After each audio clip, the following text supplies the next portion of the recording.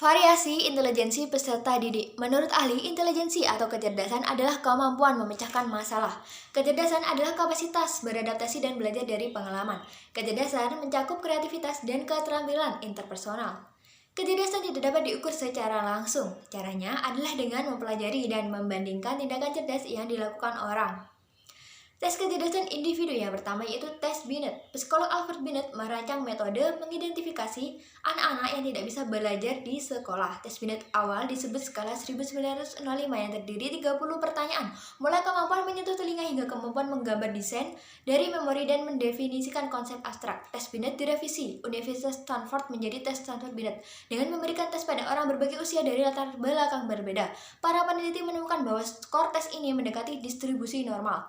Tes Stanford Binet membuktikan distribusi skor IQ mendekati kurva nominal. Sebagian populasi di kisaran skor tengah. Skor yang tinggi dan rendah jarang. 2/3 dari skor jatuh antara 84 dan 116. Hanya 1 dari 50 individu yang memiliki skor IQ 132 dan 1 dari 50 individu kurang dari 68. Analisis tes Stanford Binet meliputi 5 aspek kemampuan kognitif: penalaran yang lancar, pengetahuan, penalaran kuantitatif, penalaran visual spasial, dan memori kerja.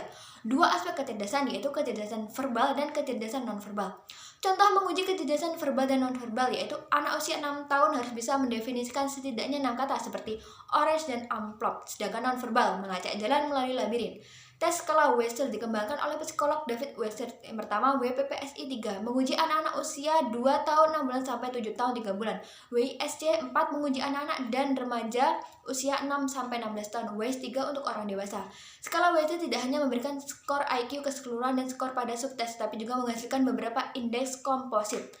Hal ini memungkinkan pemeriksa dengan cepat menentukan area di mana anak itu lemah dan di mana anak itu kuat. Contoh subskala Wechsler subskala verbal kesamaan yaitu mengukur berpikir logis dan abstrak. Contoh, dalam hal apa singa dan harimau sama?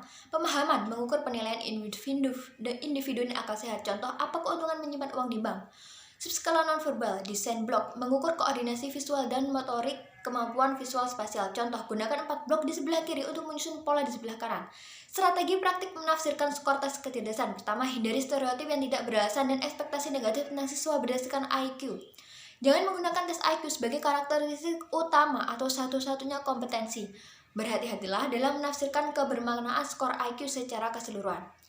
Terakhir, tes kecerdasan kelompok. Tes kecerdasan kelompok lebih nyaman dan ekonomis, tetapi ketika diberikan pada kelompok besar, penguji tidak dapat membangun hubungan baik, menentukan tingkat kecemasan siswa, dan sebagainya.